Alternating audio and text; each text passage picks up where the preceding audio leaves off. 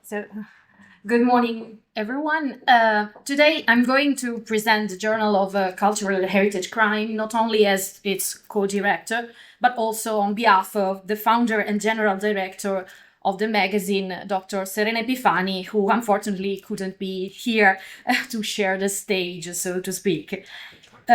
First, I will illustrate the scope and the purpose of our editorial project. Then I will show you some of the contents and social media data that we have collected so far. So, as we have already seen, crimes against cultural heritage crucially damage history and cultural identity of peoples.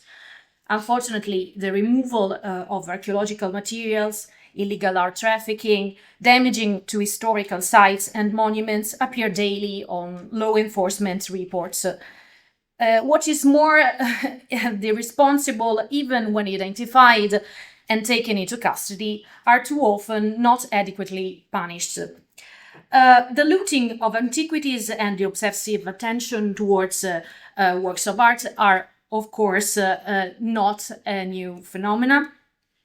In the past, especially in conflict situations, what we now call cultural heritage has often been subject to destruction and plunder. Today, these phenomena bear some distinctive characteristics which are direct evidence of our modern times. For example, it is widely documented the use of the internet for the illegal market of archaeological finds from war-battered territories such as Syria, as we know, and Libya. The development of complex crime networks and the involvement of the international organized crime, which has been lately drawing from the art and antiquities market a multi-million-dollar business, is also well known. So it is against this background that we conceived and developed the project of the Journal of Cultural Heritage Crime. This is a specialized online magazine which deals with multiple issues concerning the protection and enhancement of cultural heritage. Special attention is dedicated to those measures undertaken to counter illegal trafficking of archaeological finds and works of art, but we also focus on cases of recovery of stolen cultural goods. This editorial project is designed as a new in-depth portal, the first website of the kind, at least in Italy, totally dedicated to the crimes threatening and impacting on our cultural heritage on an everyday basis. The evident lack of attention by the national non-specialized press to accurate information about cultural heritage issues has been the main spur urging us to carry out such a project. As a matter of fact, events involving our cultural heritage are almost always treated as third-class news, or when they reach the honor of the chronicle, they are often misleadingly or partially reported. On the other hand, even specialized magazines are more interested in presenting appealing historical or artistic topics or exciting new archaeological discoveries rather than dealing with issues such as art trafficking. So we felt the need to fill the gap between facts and people. Nowadays, smart and careful use of modern technologies allows fast access to information, more than ever in the past, of course. Still, articles about cultural heritage are usually labeled as curiosity, and on Italian online journals, they mostly appear under the heading shows or generically culture sections. So, devising a specific website seemed therefore the ideal solution to convey such news in the most immediate way and to finally give them the dignity of the first page. Through rigorous and up-to-date information, the project aims to contribute to countering crimes against cultural heritage by raising public awareness about such crimes. We actually wish to support in this way the efforts of those who are engaged in the everyday protection and enhancement of our cultural heritage. Launched in September 2018, after a few preliminary months of organization, the Journal of Cultural Heritage Crime is an online magazine combining feature articles published on its website with targeted social media strategy. Facebook, Twitter, Instagram, and LinkedIn are in fact pivotal tools to communicate effectively to a wide public, and their impact cannot be underestimated even in our field. A great ambition of this project is precisely to interact with the general public, increasing people's interest and involving them directly in heritage protection. Comments and reports on risk or damage situations for monuments and works of art are therefore welcome and encouraged on our social media pages. The project is run by a small team, for now, of heritage professionals. The editorial board includes archaeologists, art historians, conservators, archivists, and jurists. Besides, we collaborate with scholars and specialists in different fields who help us give our readers an in-depth look into several topics involving crimes against heritage. So, as you can see on our homepage, if you like, you can browse at the link. We publish every week 1 or 2 feature articles about art crime, art security, and art legislations, especially considering thefts, fakes and forgery, damaging, looting, neglect, international trafficking of cultural heritage, seizures by law enforcement, recoveries, and restitution of stolen or looted goods. On our portal, you will also find original and interesting interviews with experts and protagonists, for bad or for good, in some cases, of the heritage field. And moreover, sections dedicated to the reviews of movies and documentaries, as well as of bestseller books about cultural heritage issues. Besides these main topics, we pay great attention to presenting our readers with useful information about events, exhibitions, conferences, or workshops specifically regarding cultural heritage protection. The most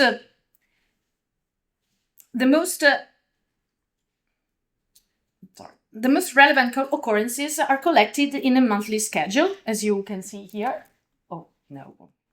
Okay. Here. And some of them are singularly pointed out as flash or feature articles. Another key appointment with our magazine is the weekly press review, where we arrange the most significant news, both nationally and internationally, published during the week by journals, newspapers, and blogs. On the other hand, you shall also easily browse the section Sala Stampa, that is the press room, and find up-to-date news organized by subject. Here.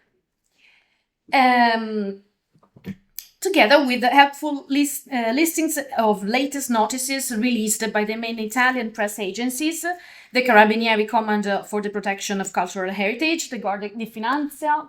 Here you have these notices, the press agencies, and of course also the institutions as the MIBACT. Interesting official statements about museums or exhibitions, as well as relevant institutional reports, are instead displayed directly on the on-page under press release.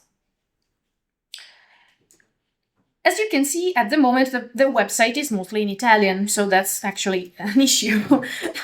This occurred because our first purpose was to get Italian people involved and interested in their own heritage.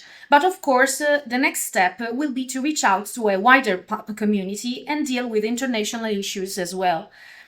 We actually aim to facilitate networking among heritage professionals and keep them also connected to the non-specialized public in order to spread accurate information. We would be really glad to share news and collaborate with foreign scholars, and accordingly, we open on our portal a new section headed International. Papers in other languages will be gathered here, thus expanding the range of topics and points of view covered by the journal. Since we started the project in September 2018, We have also managed to become partners with 2 museums and a foundation. The Archaeological Museum Lanciani, Guidonia Montecelio, near Rome. The Maya Museum, this is a really interesting museum of war hostage art, and the Hansel Ruby Foundation. From our homepage, you can be immediately directed to the customized pages that we have dedicated to each partner. Such networking activity is really important and meaningful to us, allowing us to arrange or sponsor events and dissemination conferences. Another main point for our project is the collaboration with the institutions, especially the Carabinieri Command for the Protection of Cultural Heritage, to which we have reserved a special section on our website. Here we collect all the TPC official reports, the list of exhibits and events organized by the Carabinieri, and the articles regarding their investigations. As I have already underlined, we take great care in trying to involve the general public in the discussion about heritage issues, because if we talk about it just among each other, it doesn't work. So, before moving to the social media, I would like to remark another feature of our portal, that is the specific section, it's here, that is segnalati da voi. Oh, okay. Segnalati da voi, which is actually a section where we gather photographic evidence of damaging, looting, or other issues directly reported by our readers. These reports may be sent by email at our address, specific address, or notified on social media. And then we come to social media. Each social media has a personalized strategy conceived by the administrator of the page in coordination with both the directors of the journal. In the last few months, the adopted communication partner has seen a rapid boost and an increasing success. Statistics confirm a fast growth, both in views and in interactions. So, these are our data. Considering that the portal is online just since September 2018, as WordPress data show, between September 2018 and April the 18th, 2019, the website reached 16,277 views, mostly related to Italian readers. Again, nonetheless, we've got views from both the European and extra-European countries. As the chart shows, there is an interesting number of views from the US and the European country, which of course are more involved in the trafficking in the antiquities market in general. But it's also interesting that we have also reached, even if by a small number, a broad set of countries. And you can see, as you can see here, where you have even someone from Tanzania who is following us. So, taking a look at the list of published articles dating April 18th, we notice that the most engaging one is the interview with a looter, followed by a paper addressing the questionable use of ancient walls as a sporting set. So this data suggests that what topics are more appealing to people, that is the looting phenomenon and how everyday life may damage our cultural heritage. As we'll see later, the issue of ancient walls climbing has had the most engaging reactions on social media, with a broad spectrum of different opinions. Data from Twitter show an interesting number of views, of which the 27% is from Italy and the rest from other countries. This suggests that this kind of social media would require more internationally oriented communication. even if based on articles written in Italian. In the near future, it is, of course, our intention to develop and increase this feature. Nonetheless, the insights look promising, reaching a total of 300 followers and 51,300 visualization in total. Anyway, the most effective kind of social media is, without any doubt, Facebook, that reached a number of 2,725 followers, with steady and fast growth, as you can see in the first chart. You see, the growth is really remarkable. The numbers are clear and attest the efficacy of this specific medium in communicating our topics. In fact, impressions and engagement data reveal positive results. By impressions, we mean how many times our posts appeared on someone's screen, while the engagement data refer to how many times a single reader has been actively engaged in our posts, for example, by commenting, liking, sharing, or clicking on the post. These numbers are especially remarkable if we keep in mind that we have never had a single sponsored item on our Facebook page. So despite the fact that Facebook's algorithms prioritize paid content, we may see that our data look promising. Also, for Facebook, we observe that the majority of our followers are Italians, of course, but as we have noticed for the journal's website itself, other countries are represented as well, even if by small numbers, as you can see here. I'd like to visually show you just a few examples of the most engaging articles that we have had so far, at least till April 18th. In this first slide, we can see the chart of both impressions and engagement data about this article. In the first slide, the chart of impressions and engagement data shows actually that there is a natural correspondence between these numbers, between impressions and engagement data.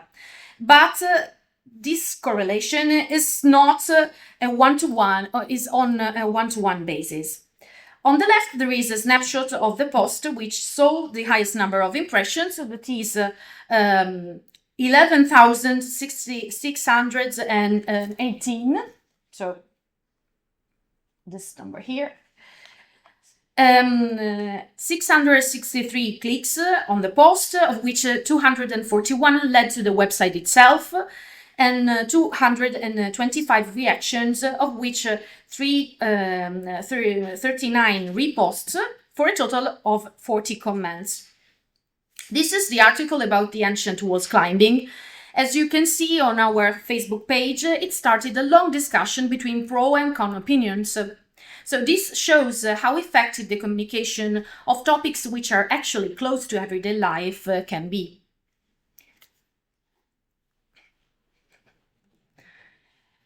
Here you have other two highly engaging posts. The first is about the USA leaving the UNESCO, and the second one is about the restitution of the famous Getty bronze, or better said, victorious youth.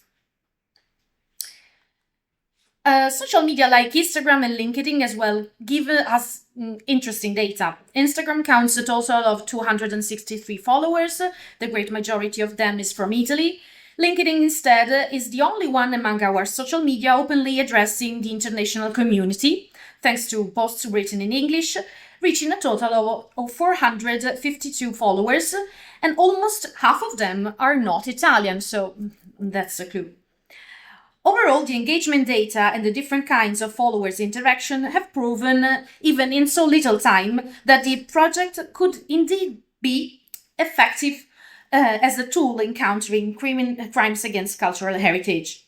Moreover, in the near future, we expect to be able to store the collected reports and data in an open access database for endangered, stolen, damaged, and recovered articles. artifacts.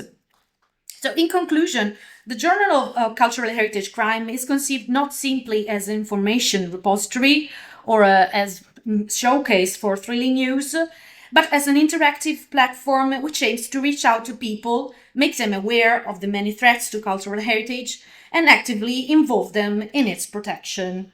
Thank you.